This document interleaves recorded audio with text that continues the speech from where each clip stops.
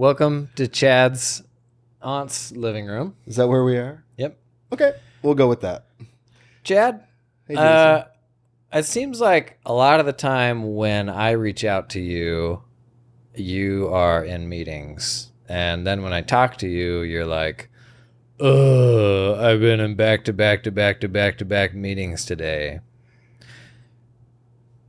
So let's talk about meetings. Internal meetings, meetings with staff, external meetings, meetings with clients, how to set expectations for both, best practices, The good, the bad, the ugly. what we've tried, What we've failed at. that's worked and hasn't worked.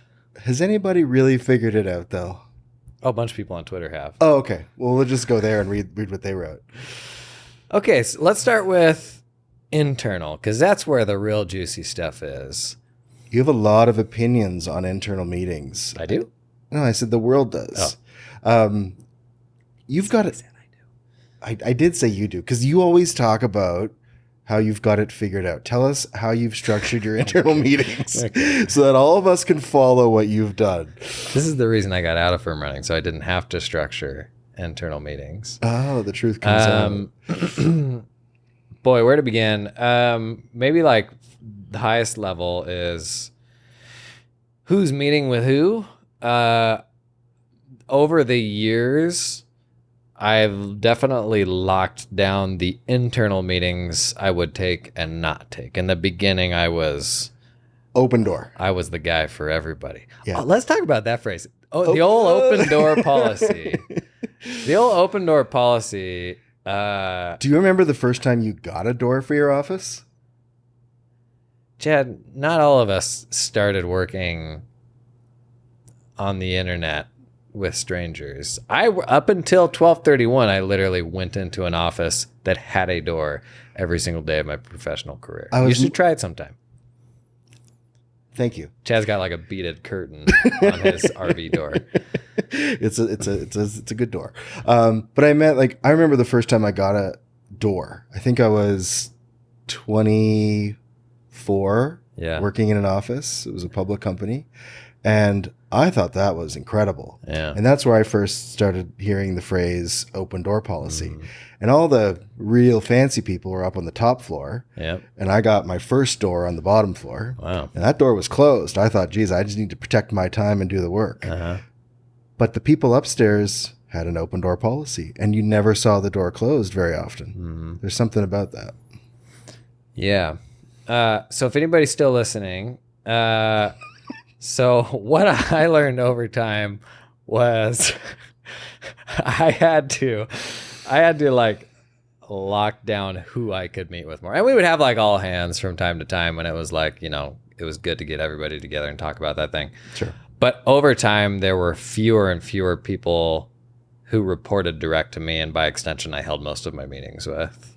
So as a trend, that was maybe like the most important thing that ultimately got me out of more meetings was if there's like more than, I don't know, it's kind of like, how many direct reports do you have? If you have, in my mind, beyond like 5 people that you have to do those things with every week, it's probably too much. Yeah, I think there was a study somewhere that said like the max that it should be is 7. Like number of people under you. Number of people under you. I forget who said it, but somewhere between 5 and 7, Yeah. there was this pretty fancy study that said like your brain can't physically process that many relationships.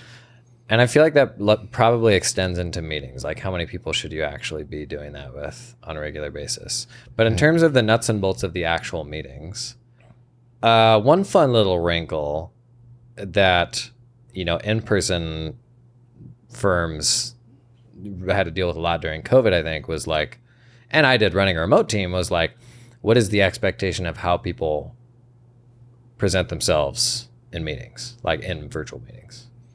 Yeah, Video conferencing. We saw that a lot when people would come to a virtual environment for the first time. I think there was a lot of questions. And I think ways that you can get around that is by starting them off well with not just a handbook, but like, here are the expectations of how we work. Yeah. Even just saying, if you feel like there are too many meetings, speak up. Yeah. Or if you feel like you're not getting enough meetings, speak up. I think at different sizes, those types of conversations are equally as relevant and important. But especially in the beginning, as you're creating that culture, I think meetings are such a big part of the culture that people will either lean into them and enjoy them, or they'll think they're the worst things in the world and hate them completely. And then you have a bad culture because you have too many meetings. Something that worked really well for us in the beginning, where we started off virtually, was trying to use it as like, we never really started with a structure. And I think that was good in the beginning because it helped plant the seed of a really supportive group of people. And then as we got bigger and the company became more older, we realized how much that is detrimental. Yeah. And structure is incredibly more important in these meetings. So, to go in for your first employee or your second employee and say, these are the regimented ways that we're going to have the meeting, you might miss out on something that could create a pretty unique culture around how you support those first few people. Like what's an example of like how you added structure to those sort of meetings? I mean, over the years, I think we've done things that are good, mostly bad, looking back, because obviously the current version of what you're doing, it always feels like the best version. Yeah. But I think if you do look back subjectively at what made those original meetings work really well, was we used it as a way to, it depends on the type of the meeting too. If it was an update meeting or an all hands or a project meeting or a client, fire meeting or something, they all have different structures. But I think just the general weeklies or bi-weekly meetings, they were mostly focused on the employees and less about projecting or disseminating information. It was, how can we support you, and using those times to like really hear them out. And obviously we didn't do a good job of keeping track of issues, and we thought we prioritized them by just talking about what was the most important. But that's why now there's so many of these like systems that allow you to keep these issues together, like EOS and other ones. Yeah. So more simple than that, like before we go into the nuts and bolts of it, and I'm interested in like the mechanics of like what are like the action items and agendas, and like we can dig into all that stuff. But before that, what is the expectation for how people turn up on video? Like we navigated this, but you navigated this before most of us did. I think that I remember we were on Skype. That was the video. Oh yeah. That was the video du jour of 2011 and 12. And I think that quickly went into, what was after that? I think we went straight from Skype to Zoom. And I think every company's different, but you picked up on something that I think it's very divisive. Like you find people that make generalized statements that say, video on or nothing. And the opposite spectrum is video off. Or video, did I just say video on or not? Off. Whatever the opposite was of that, that's the answer. And I don't think that that's like the proper approach to this, because every company has a different vibe, and some are dictated by security, some are dictated by HR policies, some are dictated by personal preference. I think it's okay to live in the middle. I have some opinions on what I enjoy, but it doesn't mean that that's what everybody else enjoys. And I think being respectful of the people that you work with is like the guiding light. So if someone has the courage or the strength to say, I don't feel comfortable on video for these reasons, it should be totally okay that they're off video. But if you're, someone who is, very pro video, and you force people to do that, and it creates like a negative environment for that person, I don't know if the juice is worth the squeeze on that one. So I think it's okay to be in the middle, and to have like open and respectful policies around video on or video off. That being said, I love having video on. Yeah. I don't think I've turned my video off except to maybe take a bite of food or something like that, on calls for probably 10 years or more. Is the expectation different externally if they're meeting with clients? I think the short answer is it's the same. I think if you do have those types of situations where there really is a good reason for someone not to be on video, you can set expectations with customers externally about that ahead of time. What you'll know who your team is, who they're working with. You can have those conversations. So I think like proper planning in those situations probably goes a long way in removing the uncomfortableness for people that would prefer to be off video. How do you feel about the video off video thing? I mean, obviously I'm pro video because that's just easy for me and it feels like a more human way to connect. But there's a lot of people who just having video on is like an entirely different level of energy drain for them.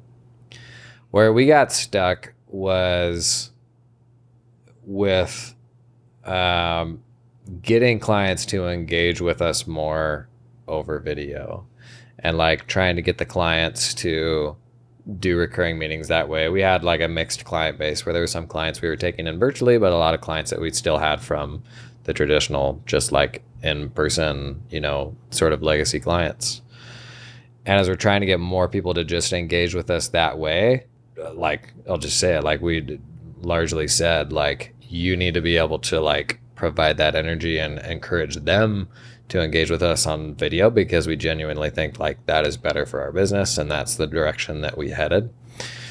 So it was hard for me to give leeway on that. And you know, we navigated just like, for a lot of folks, this was their first remote job. And I think we're over this now for the most part, but like there was a time when working remotely was kind of like framed as like a, I don't know, like a different class of work, or it was like, there was a time when remote work was less the norm, that people would dress up and come into work and then work from home and not dress up. And now I feel like it's all homogenized and the bar isn't quite so high when you're in an office and people are more mindful of presenting themselves professionally when they're at home. And so like example, you know, we have a person that works from home for the first time and they've got like this big, you know, bar at home that they have in the background of their shot. And it's like, is this them being themselves and like, you know, that like authentic, like this is what I'm into, like this is part of my identity, or is that unprofessional and something that shouldn't come, you know, be part of like, if a staff person is meeting with a client, like, would you have that in an office? Like the professional bar, to me, the bar of professionalism still has to be the same, but you also don't want to like squash, you know, something that somebody's into if it's not what you're into or something like that. So like we struggled with this. The default was like, if you're not going to be on video, like there should be a good reason to be on video. Should be a good reason to be off video. Yes, good reason to be off video. But it admittedly like didn't account for a lot of the people out there who that's just really hard for. Something you said earlier around having clients on video or off video was, it reminded me of something we started to do, like 6-7 years ago. We would ask a potential customer, in the beginning of the emails that would go out during the sales process, we'd say, hey, these are video meetings. We'd love for you to be on video as well, unless there's a reason that you'd prefer to be off, which is totally okay. So you're setting the stage, number one, right there. Number two, the second call was with someone who's like asking them if they feel comfortable on video, explaining that that's the way our firm prefers to work, so we can pick up on cues and, you know, talk about like see reactions and like form those things. And then during onboarding and meeting the teams, like the importance of video for the relationship was always baked into those processes. So by the time you're actually doing the work, there's almost no convincing. You know for sure if there's a reason they should be on or off. And I bet you because of that one like effort to make those video preferences known, I would guess that 92% of all calls that we do are video calls with customers with all their videos on. And the 8 are for like legit reasons. Hey, like I just woke out of bed, my hair is a mess. I'm not going on. Or like I'm still in pajamas, but this call is important to me. Like video off, or religious reasons, or for whatever reasons there are. Like people would be off and it'd be totally okay, but you'd know that. So I just think setting those expectations early is good. Something else you said around the like setting the preferences of the team members. Oh, trying to remember two things you said in that long speech is hurting my brain. I went completely blank there for a second. Are you okay? I'm good. Do you need a glass of water? No. Darn, it was good. Could you just repeat that 6-minute monologue? Okay, I'll go back and do that again. So the year was 1936. Video was all the rage. The video was all the rage. What would you do in the situation of the person with the bar in their background? That's where it was. Some of our, like, I think this is part of the culture of the firm that you're building. So we were really lucky. We could, from the very beginning, everything was virtual. So everybody had a background. It was always a conversation starter. I love the conversation starters of the backgrounds. Like, you see some people with the green screens, like totally fine. Like you don't want to share your home or your office. So that's completely okay. I mean, I'm sitting with an RV in the background. That's a conversation starter for a lot of people. Some don't think it is. Some think it is. It's pretty interesting. Some of our most senior members of our team work from outside during the day. They work from their kitchen some days because they have kids next to them. That is just weird. Work was made for offices, okay? Listen to this one. Our most senior tax manager has the coolest collection of comic book art and figurines and Lego and posters and like really rare, cool stuff that he's collected for 20 years. And it's just all around. And the amount of times he's had to do tours of his collection for the people on video. And right here we have this. That's one argument for hourly billing. But it's great. Like I found like that is the culture that has been created, and it's like some reasons why people stay, because there is not that bar set where everything has to be perfectly polished 100% of the time. And that works for us. Yeah. On the flip side, I've been in meetings with other accounting firms, other consultants or potential people where, you're up on the monitor in the boardroom and everyone's in a suit and like it's in a lawn chair. It's fine. Maybe it's a match, maybe it's not a match, but that's why you have selection procedures. Yeah. I mean, that type of client may not vibe with how your firm is anyways, right? That's right. And there's nothing wrong with like having the office and having everything really nice or video off. Like there's nothing wrong with that. There's just like matching the types of clients with the types of work that you want to do. What do your boundaries look like for who meets with Chad on an ongoing basis? Oh, we're talking like access now. Yeah. I think that like one way to help with this is like to have a role that is carved out where like you have like set responsibilities, and like there's people that if the meetings require someone else's skill set or role, you can like push those down to those people. That's been really helpful as like your company gets bigger. I've done a really bad job of like protecting the calendar, and I really enjoy talking to people and supporting the team and supporting other like management team members. You do that to random strangers on the internet. I have to imagine it's hard to say no to people in the company. Yeah, I have a horrible problem with that. But from a life fulfillment, like today at 40 years old, like I get energy from those conversations, and I'm less likely to get energy from protecting my calendar and focusing in on work. I really like the squishy stuff. Yeah, that doesn't mean you're not doing it wrong. I'm just kidding. I guess if I'm asking the calendar protector over here, maybe I am. But I think that's what's special about like if you can design a job where you get the most energy out of the things you do. Yeah, how could that be wrong?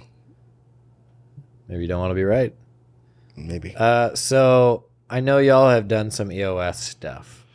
Are all of your meetings or a certain percentage of your meetings like to a specific format? Like I know EOS has like, here's the type of meeting you have on a weekly cadence and here's what you discuss.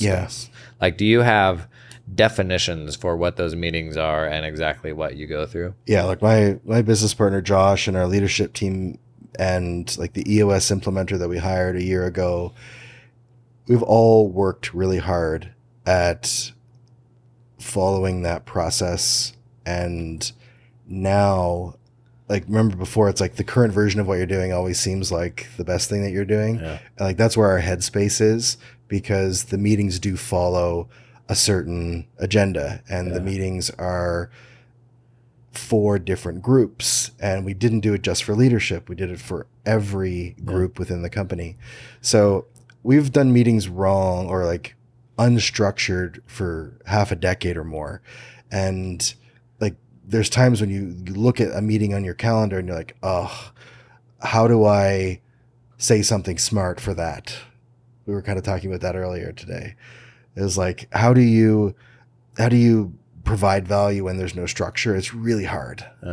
And there's nothing worse than showing up to a meeting and be like, so what do you want to talk about? It's kind of tough that way. So EOS was really cool for us because we had never had a structure where we knew who should be on the meeting, how long it should be, what elements were really cool, and like not to spend too much time on like an EOS Love Fest, because there's obviously good and bad stuff about it. But the Love Fest part of it allows us to have a quick little segue of like good professional news, good personal news with everybody on the call. Then we're able to go into some headlines and some data and some rock reviews of like what we're thinking about, if we're on track or off track for the big projects for the quarter. And then what I love about this, and you don't have to follow EOS to do it, but you have a running list of projects and the group prioritizes those, and the meeting lead can either choose to pick something that is more pressing to them or the integrator, or they can take the items that are at the highest priority for everybody that voted on the items, and then you just tackle them. And some meetings you get through one item, some meetings you get through 5. But these 90-minute meetings or 60-minute meetings are so structured that like you know what you get, you know what it looks like before, during, and after the meeting, and it's like you are focusing on the things that matter and you're not missing out on certain things. So if I had to do it all over again, I would adopt some element of that structure where you're setting those clear expectations to people. And like you see all these ones like tech companies that will do like, what are you blocking? Like what's blocking you now? What are you working on today? What did you finish yesterday? The stand-up kind of stuff. We've never had those. I'm sure they're great. Maybe there's some elements that are not so great about it, but I love how we feel right now going into meetings, and our team is more aware of what's happening, and they're able to add their issues and have open discussions. So instead of having one person say, this is an issue, and then maybe their manager solves it with them in Slack or something, now they can go and have this very thoughtful conversation with everybody that should be involved in that issue. And then it can be cascaded out to the other groups for like clear communication. People that maybe don't feel so confident speaking up in meetings can ruminate on issues and prepare ahead of time and share with the managers before going into the call maybe. And just that structure works. And I'm really glad that we went through and like we paid for an implementer to help with this. It was thousands of dollars a day to be able to do that. But at the end of the day, it's paid off in how the team feels more connected. I know EOS kind of has a kind of vibe of this is a bigger company thing. What, like when you were 10 or 20 people, like what would you say to folks in those smaller firms who are thinking about locking down those meetings or just running them in a more formulaic way? Maybe have 2 or 3 groups Like you'd have maybe your leadership meeting, the leadership level, and then maybe you might have, I don't know, accounting services and tax doing there too. Maybe that's what a smaller group might look like. And then have that structure of having goals for each group where you look at those on a quarterly basis, still do the personal and professional wins. That psychology of starting off every meeting with something positive. So these are L10s, is that what they're called? Yeah. So if you're not familiar with EOS, like L10, like that's, you can find a bunch of info about Google that. That, find it, exactly. And then maybe you don't have data that you're tracking, and maybe you don't have your to-dos in there. But the other element I would really recommend at that size is the idea of keeping a list of all the issues in one place so that you don't have to be in solve mode all the time. Okay. And you can talk about every issue that's short-term with your team members. And if there's long-term issues, you can group those as well. There's a few different apps out there. And I think the most popular one right now is one called 90.io. Okay. And that's where you see a lot of the firms using that. It's for L10s? For meetings, for keeping track of the whole EOS thing with rocks and cascading messages and that kind of stuff. So knowing what you know now about EOS, this wasn't something you were doing early days, but if you're a wee bitty firm, you would still be doing this. I take those elements. Like start off with something positive, see how you're tracking with the company goals that everybody's working towards, and then have a section for short-term and long-term issues. And then be able to like vote on those issues and work through them as a team member. And then, what is the percentage of the meetings that are happening now that are these prescribed format, like probably the recurring ones, I imagine, versus all the recurring ones follow this method now. Even when it's just one-on-ones and it's maybe like the integrator and some of these other ones, they'll still follow the same method. Everything else that's one-on-ones, they won't follow that if it's like a manager and a direct report. But I think this also cuts down on some of the one-on-ones for certain roles, because it's a chance for you to bring everybody together. Where one-on-ones are like important, they still happen, but I find that there's less urgent meetings about an issue because you can confidently say, let's cover this in 2 days on our weekly L10 and put it in as an issue list. Okay. Item. Interesting. Yeah. Did you have anything like that for a structure with your internal meetings? No, I had kind of like gone down the EOS path a little bit a couple of times, and it had just felt like way too big of a lift for like where we were at with everything that was going on in the firm. So no, I didn't generally run mine in a very regimented way, and it made it hard to really like document those and make it feel like they were progressing. Like I would do some element of tracking, like the ongoing projects, and then revisit that stuff with each meeting. But knowing more about EOS now, and we've been going through a bunch of EOS stuff in the accountant community, I see the value of it. What does EOS have to say about more like one-on-one type check-in meetings with folks? They're fundamentally against them. Okay. But where necessary, they'll allow them. Wow. Hot take. Yeah. Hot take, EOS. That's what I learned from our implementer. Now, if that's right or wrong, I'm sure the EOS people will tell me. But when we asked about that, it was like, no. Try to involve everyone. Try to, not have these one-on-ones to keep everybody in the group and just kind of keep them. So do you have one-on-ones with people? I don't. No, not a lot. Wow. But other managers do. Yeah. Yeah. They'll have. I think that's the beauty of this. Is like, to be too prescribed into something has its downfalls. Yeah. And just like every firm has its own version of handbooks and procedures and tax software, how you do meetings is a little different too. And again, I really appreciate the value of the one-on-ones, and I think so do team members, because it's their chance to maybe talk about things that are personal, but also like, should this go on the list? Is it something we can talk about together right now? And as long as you're sticking within that like 5 to 7 person max, you're good. One of the tricks our team members do is they block off like one dedicated day for internal meetings. Ugh. Whether that's good or bad, it seems to work for them. But it's... Does your mind just turn to potatoes though when you have like back-to-back meetings like that?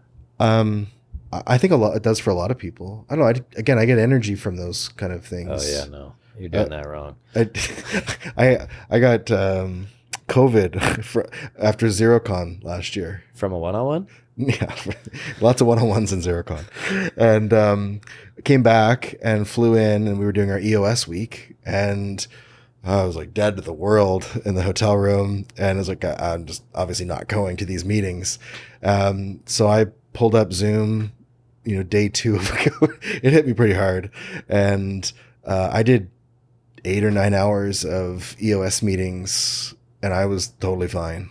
But I like that. Is wild. That's absolutely wild. I could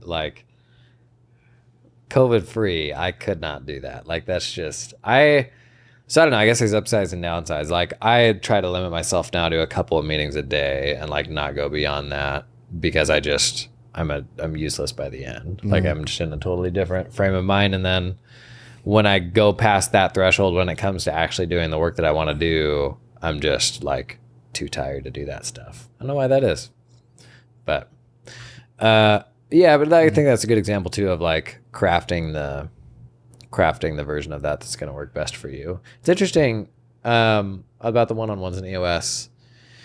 Probably 75% of my meetings by the end were one-on-ones. Yeah, were me just meeting with my direct reports, like trying to pour into them everything that I could. Because ultimately my path towards my job getting better was them taking on a bunch of my responsibilities. Yeah. So that was like, it was less of like a team or an executive team or something like that sort of thing, as much as just trying to invest big time in what they were doing. Was I doing it wrong? Ask the Twitters. Yeah. I don't know what EOS would say about that, but I know that. And I guess I have a hard time seeing the alternative. I know. Because like what I'm used to is like, these are the people that are going to do my job for me. Yeah. And I'm going to spend time with each one of you and develop you and all of that.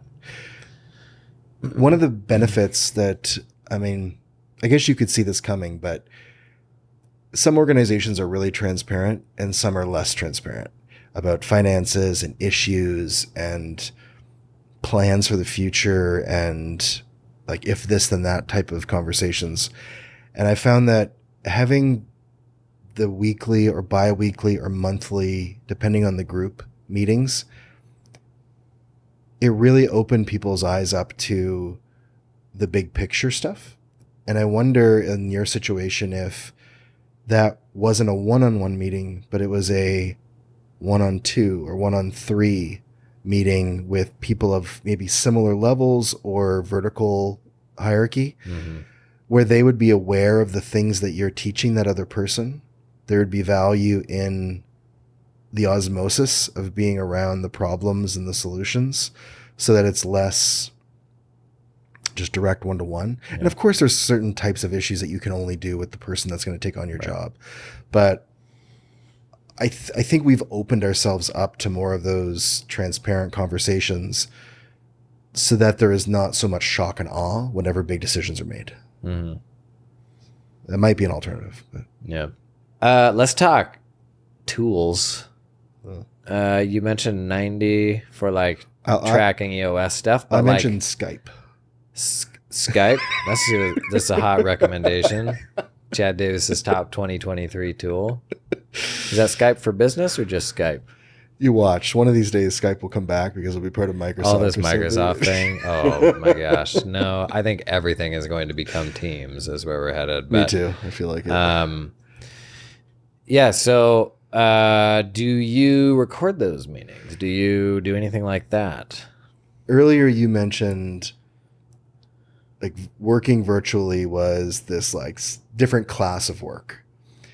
I feel like, Did I say that? That sounds let's play it back. pretty flagrant. Let's play it back. Different class. People used to approach it with like a different level of intensity. I There think. you go. It was Yeah. like this sweatpants version of what you would do in the office. Virtual work, sweatpants only. I think we're past that, but Yeah. that was definitely like the, oh, you get to work from home? Nice. Like, you don't have to answer the phone. You don't have to do all these things. I think we're past that now. Yeah, but it's true. That's kind of how I think about with recording meetings. I think it used to be taboo. It used to be. It still has an element of being very taboo. Yeah. Especially in our profession, even the way you bring it up. But I think, well, I've experienced the last 6 months where with the onset of recording tools immediately providing value in the form of really great summary notes on a timely basis, people are being less squeamish about the recording and more pro, oh, I don't have to do these summaries. Yeah. And I have a record Yeah. of what my accountant told me. Yeah. And there's like this switch happening. And It's getting normalized really fast. I really think. quick. But you, probably of all the people I've talked to online, there were a few times where we would talk, and this is in the last couple of years. And it would, for a while there, my Zoom was auto recording whenever I would get onto a call with this certain Zoom account because I would forget to record some stuff that I was supposed to record. And every time it would do that notification, you'd be like, what's going on? Why are you recording this? Like, Stats. you like, What are you recording this for? like, yeah, I feel like you have historically been very spooked from like the surveillance-y I've Big always been happy, but when you talk to friends, you typically don't record your conversations. Oh, you don't? It's kind of funny. No, I've got summaries of all of them if you want to see. You're doing the recordings off Zoom, so it's taking the recordings without the knowledge. I get it. You should see the database I've got of all the conversations I've had with my wife.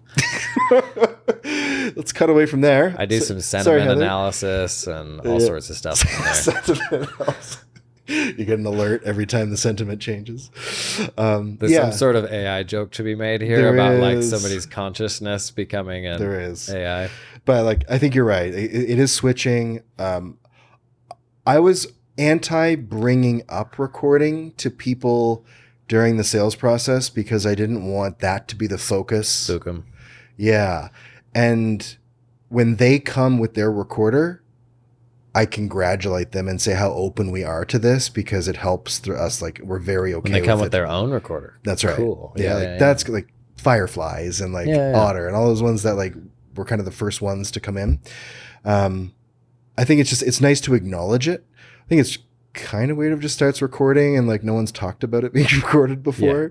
I think Today, I think it needs to be acknowledged. That may not always be the case, but that's right. That's right. So, I hope it changes because the amount of times of like, oh, he said this or she said that can be avoided with this kind of thing. Yeah. And if you think about what we're doing, like we want transparency, we want accountability, we want to have like access to what we're saying, not only to avoid future conversations, but to like get to that quick value. Like summarizing, it's one thing, but what's next? Like creating to-dos and integrating with your project management system. And like, there's a bunch of systems like that are working on these tools now. And I think I love chat. I think chat is the best because summarizations, they're better than nothing and they are helpful, but they're not complete by definition, right? So like usually if I'm coming back to a meeting, I'm like, did they ever talk about this? And chat is phenomenal for that. And Control F, traditional text search, isn't great at that because it's just going to match text.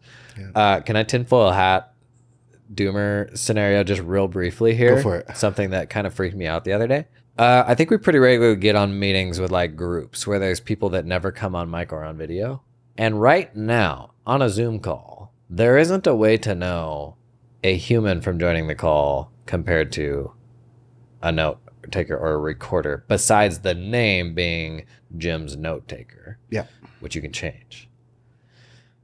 So I've been on some meetings lately. They were like larger meetings where, and you get on a Zoom call beyond 20 people and oh yeah, half of the people on that will never come off video and never come on mic. that's right. And we've all had the annoyance of you have 6 people RSVP for a meeting, but Steve's not going to come. But because Steve was invited, his note taker joins. Yes. So then you're like, do we kick out Steve's note taker or not? But like, how many of these people that are not on mic or on camera aren't actually people, are actually their recorders? And you never know about it. Today, probably not that many, but it could become a real thing. There's absolutely nothing to stop people from doing that now, and you wouldn't be any the wiser. You wouldn't. I'm thinking about the calls I'm on. It's like, okay, sales, internal, people you want to talk to. Yeah, I don't get that a lot, but it could be. And it just depends.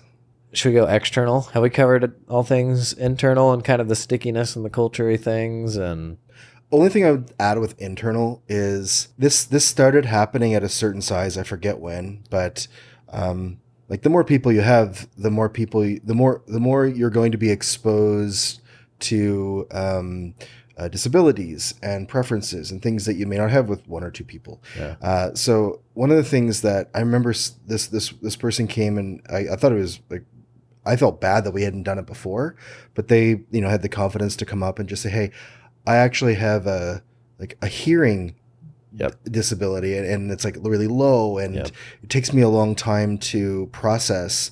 Could you please turn on closed captioning by default? Yeah, auto captions. I'm like, I can't believe we didn't think of that. Yeah. And I don't know why that's not like by default on in Zoom. Like you have to go, last I checked, you have to like go find the setting. And with the way the tech is getting better every 3 weeks now, like it feels like that is just getting better and better and better. So obviously we did. I mean, that was a big moment of just like, oh, face palm. I wish we would have done that earlier. But yeah, that's probably good. Something that you could start with 2 people, 3 people, is just like turning closed captioning on. So maybe don't wait for all of those, people to speak up before you make changes.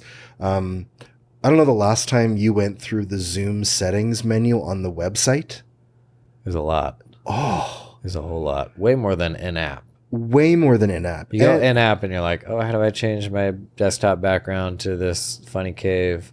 And then there's like, 5 or 6 other tabs. But you go online and there's like 100 or more. All sorts of recording preferences and like all sorts of stuff. Talk about a takeaway. Like if you are the admin of your Zoom account, go in, make yourself familiar with the options. You might be surprised at what might be able to be turned on to help your team. Yeah, like globally. Globally, that's right. Okay, so take homes on the internal stuff. Be mindful of other people that maybe don't jive best with the way that you want to meet. Worth saying things out loud sometimes, like we're going to do this one-off video, or here's my recorder, that sort of thing. How do you feel about recorders? Yeah. If you're not on video, acknowledging that you prefer video and asking if they would feel comfortable turning it on or not. And then the third one, I was thinking, we need a note taker for this. Where's our recorder? Hang on, it's coming. Even at a basic level, consider having meeting types that have agreed upon structures, because we all appreciate an agenda to a meeting, but coming back and saying, let's make an agenda, like that's an uncomfortable thing and you kind of feel like an a-hole. So like internally having agreed upon meeting structures where we're going to meet, it's going to be this type. I think that's beneficial. Totally. And if you can send information ahead of time. Oh, yes. That's so good too. But I mean, how many times have you wanted to do that? You just like get busy and then you forget to do it. But it's been super helpful when there's a heavy lift, or you're on the meeting with certain personality types that require time to process. Yes. Before they show up to the meeting. Which I would argue is every single person. I think anything, like virtually anything, the place to communicate things is not in the meeting, because you can't expect.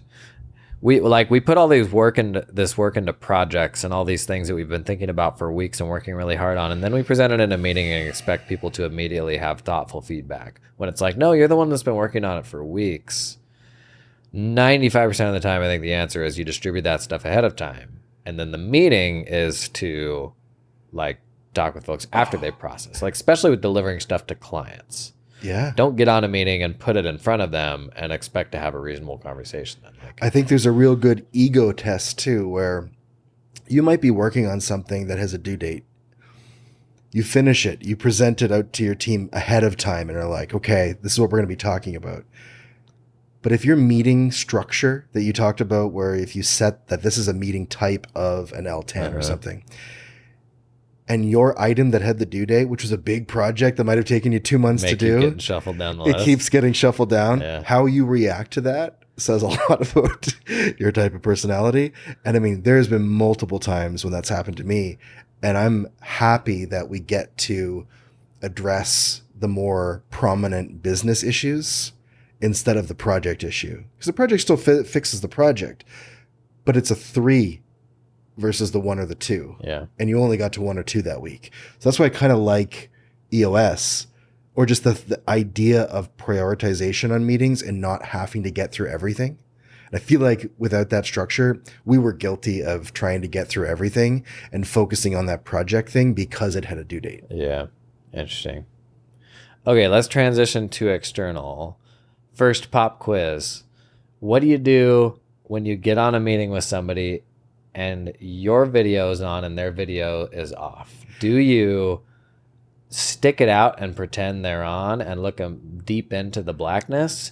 Do you leave your video on but avoid eye contact as if, yeah, it's just passively on and I'm not looking into the camera because they're not on video, so it doesn't matter? Or do you turn it off? What was option A again? A is just look deep into their eyes as if they're on camera. Because that's what we do, is like we look at them and we engage in all that.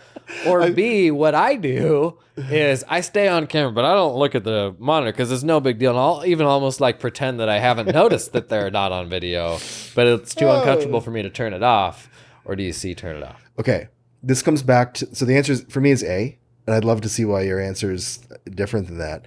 But remember in the beginning of this, we talked about you control the culture of video chats and video with customers from the very moment that you meet with them. Don't forget that.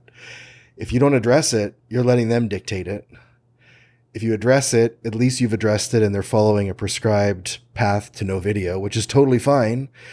But I believe that the messages that we are delivering are enhanced through cues, eye contact, mannerisms, and smiling or not smiling, doesn't matter. And that's important to me personally. So I'm A all day long. I will sit there, smile nicely into the camera when they're off.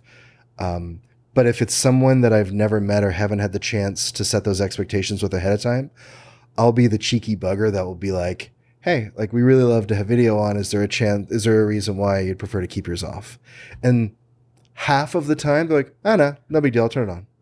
And the other ones are like, oh yeah, actually I'm still in bed, or like, I just prefer to keep it off. I don't do videos. But you get that out of the way in the first minute. Yeah. And you're good. Are you A, B, or C? I'm B. You're B. Because I agree with everything that you're saying, and I know that they will connect better with me if I'm on video. I mean, obviously I do YouTube videos and all that where like I know like the connection is different when they can see you. But I still can't like bring myself to like look into the camera and so I'm doing more like a looking around, like a not making eye contact kind of conversation thing, which is a really weird, like uncomfortable thing that I've noticed. I'd like to see a recording of one of those. That I do. Because it's almost like by looking into the monitor or the webcam, I'm acknowledging the imbalance and like discomfort of the situation. You don't call them out in the beginning, do you? I guess it depends on the context. I know. It's like if it's somebody that you're like really familiar with and they have it off, you're like, hey, Emma, why is the video off? No, I lack courage. That is the problem, is that I'm not just saying, Steve, is there a reason you're not on video? Yeah, or I want to see the whites of your eyes. You can always, I like to go the negative, which is like, is there a reason you'd prefer not to be on video? It's easy for people to say no, the whole Chris Voss thing. Yeah. Than it is for them to say yes. Okay, external meetings. Mm-hmm.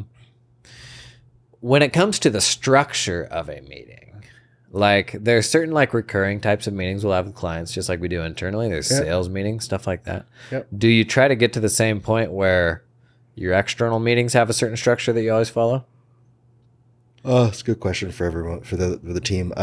You bit your finger right through that yawn. That was impressive. Is that like a good video? No, that was just like you hit it well. Oh, really? Yeah. We don't have a cough button or anything here. No, that's fine. Suppressing those. It wouldn't be a cough button. It would be I lost my train of thought button. And it would be a toggle switch, so you don't have to hold it down the entire time. Feels like we've done that a few times. Short answer, I think, is yes. I haven't been as close to those types of calls. I know that our team, like on a quarterly or a monthly, annual basis, have their types of agendas and things that they follow. But I also believe that, like, in certain circumstances, like building in for the priorities is also important. So maybe that's still a structure where you're dealing with some of the things that are really important.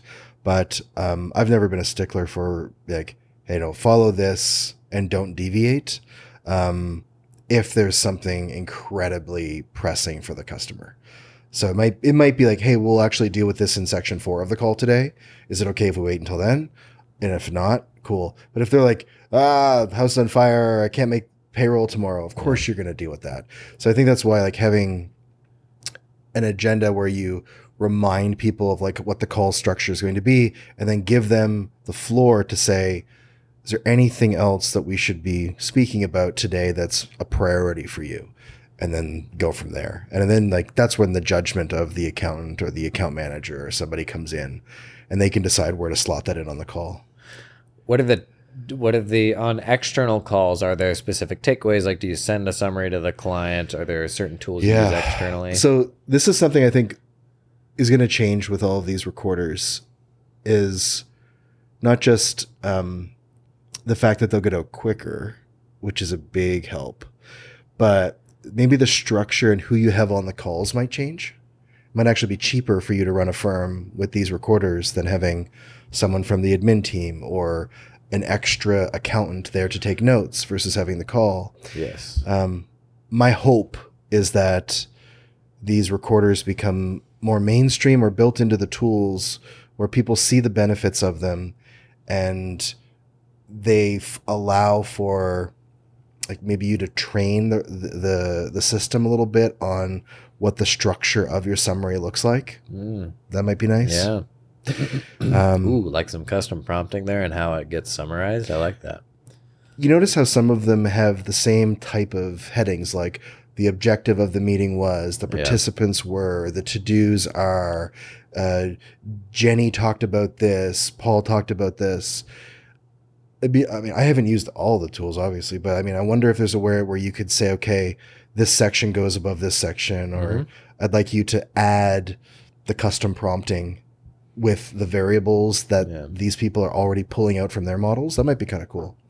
When a summary doesn't need to be a time-based representation of what the meeting was, like the summary is, regardless of when something happened in a meeting, it's like, what's the most helpful output structure? Could be at the very beginning of this of the summary versus at the end. Because like one of the really early issues that's still an issue with summaries is when there's things within a transcript that are contradictory. Like, you may start a discussion here and make this decision, but what if that decision changes 3 times down the road? Yep. Like, is that weighted differently? So yeah, it definitely doesn't need to just be like almost like a time-coded, like, here's what happened throughout the meeting. No. Or does it? I don't know, because like maybe that progression becomes important if it's an internal meeting. I don't know. I don't know. All I know is I would put money on to say that the people that normally send out summaries would rather either not be there or be reviewing the summary than creating one. It is the bad version of this is, it's so easy now for everyone to be up to speed on this meeting that maybe that is pushed out to more people. The good version of this is, it's not a big deal if you miss it. Or maybe this recurring meeting, this like additional person actually doesn't have to be there. Maybe they need to be aware of the output of the meeting. Right. But like, a lot of people, when it comes to collecting client information, like in a tax firm, like they'll pull a junior in or something like that. And there's like additional value to that from them seeing and being involved in the process. And this doesn't replace that.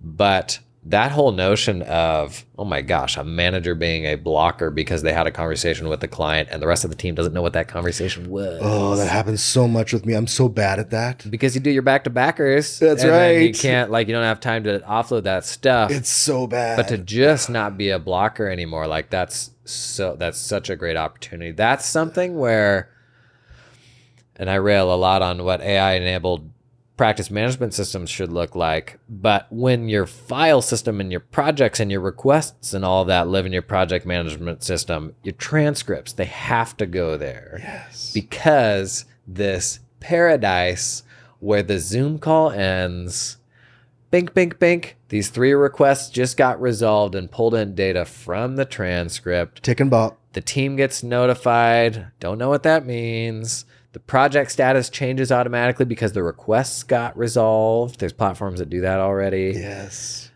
I get excited about that. We're close. We are close. We're close. I'm close. But I do think the reality on recordings of where most people are is still uncomfortable. And the more I've thought about it, the more the less uncomfortable I've gotten. I might have said that the right way.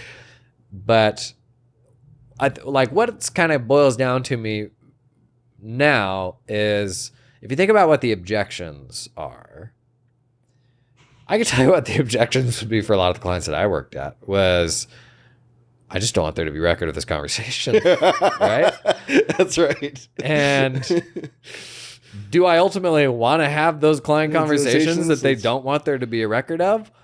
Probably not. So it's even if they object and they're like, I don't want this to be recorded, it's fair to be like, why, Steve? What you trying to do here? I don't want every one of our conversations to have to be on my burner phone. So I feel like I could manage What's that vibrating conversation from now. Jason's desk? Yeah. It's the Steve burner phone. So do you ever circle back and enforce an agenda on, say, a client, or even what agency do clients have to put a meeting on the books of their bookkeeping manager or something like that? Is there any structured? I think those are, of all the things we talked about, those are the hardest ones. They are. To get your arms around. Yeah, I'd love to hear what other people have done to protect that, because you really are protecting your profits in some elements of this. For sure. I mean, there's an argument for and against that, but I think the more you are setting those expectations ahead of time, the better. But expectations only go so far. Your contract only goes so far. People still want to talk to Jenny. Right? They still want to talk to that person. Yep. And how you respond and who responds in a timely manner sets a really good version of running a firm that protects that time. So a good version is, hey, Steve, no, let's not put Steve under the bus. Steve. This is with Jennifer. Jennifer is the respectful, and she's like, I just need to talk to the bookkeeping manager. Yeah. I have some bookkeeping issues. It's maybe you have a process already where you're actually, that isn't part of the current plan. Let us know what the issue is, and we'd be happy to, address it on email over a time. But if it really requires a call, here's how we can deal with this. And maybe it's sales that does that. Maybe it's the manager of the bookkeeping team that's addressing these because it's within parameters for them to operate within. But you get that out there timely and you set those expectations. You don't have the meeting and then try to bill for it afterwards or something. Yeah. And that's why I'm super not a fan of unlimited stuff. Yeah. That's another topic. Yeah. But a good version is setting those boundaries to say, if you'd like this meeting, here's what you can give up in exchange for. Maybe, hey, we can have this meeting, but maybe we'll forego the monthly review. Cool, no problem. Or, hey, if you do this, I know we really screwed up the payroll 2 months ago. Totally happy to make up for it by doing this or something. And you're just like, okay, now we're like even, and you're like using your judgment in that kind of situation. But like a really well-oiled, scalable firm running operation will be just like, nope, that's not part of it. We're email only. If you want the call, it's $100 Wow. to run this through. And when you put a price to something, I think people put a value on whether or not that issue is worth that or not. Yes. And then they're like, oh, actually, this is okay to do over email. Yeah. So it's Like there's a lot of value in manufacturing some friction. That's right. But just not too much. I don't know if you want to be that person that says, well, your contract said monthly calls, but it didn't say anything about like not asking the bookkeeping manager for something. Yeah. So like, are you going to push back and just be like, no? Or are you going to offer something for a price or for like giving up something else? I still like the idea of malleability with removing some services if you're going to add something, and then just using that as a mechanism. Yeah. A lot of this too comes back to the conversation of like, it's not as much about what is the right answer as knowing what you are and like how you've positioned yourself by how you get to your answer. Like right? what is the system you've put in place to address it, right? Yeah, because like to traditional firms, certain things would be unthinkable. Like being an email only firm, like their firms are like, well, that would never work for my clients because they can call me anytime and all of that. But it's like you look at all the different flavors of accounting firm that are out there these days, from heavy, super productized to you don't even get the same person every time you talk to us, to text me, call me anytime you know where I live. And so like, I do think my burner phone. You've got my burner number. I do think sometimes we get tunnel vision just for the types of firms we've been in and ran and all that. Yeah. But there's even clients that prefer different steps. Like generationally, I think there's a lot of buyers of accounting firm services right now who don't want to have to do a lot of that personal stuff. They just want it done. So like that's the appeal of some of the more productized stuff. But ultimately, like, I think the right answer is, to a degree, doing what's going to work for you. Like, it all has to kind of start and stop with sustainability for you. There's an element of optimizing for the stuff that's valued most. Like not investing a bunch of time and effort into the things that, like, don't give a lot of people much value, but, like really, like, you know what I'm saying? Like kind of the old value chain conversation of like, if having a 30-minute conversation when you deliver the financials every month is half of the value of the engagement, then you do it. Take that 30 minutes, right? And if talking to the bookkeeping manager to fix one issue that's going to make the next 12 months run really well, damn your boundaries. Take the call. Like it is, like it's probably worthwhile. Yeah. But then ultimately, third, like you get to make the rules. Yes. And like our minds immediately go to the client for whom that will be most dramatic. Of course. And that's why you don't do it. Is like, Steve again. Steve will never go for this. No. But like, ultimately, you got to design this for like, what does your perfect next engagement look like? Like, that's what I always try to think of to ensure that we're moving and not like captive to You our forget client the base. 80% of customers who are following and have signed on for what you sold. Oh, and they do it just because you told them that's how to do it and you set the expectation. That's right. That's the beauty of new clients. They're like little baby children where they don't know anything. Like they've never been to a theme park.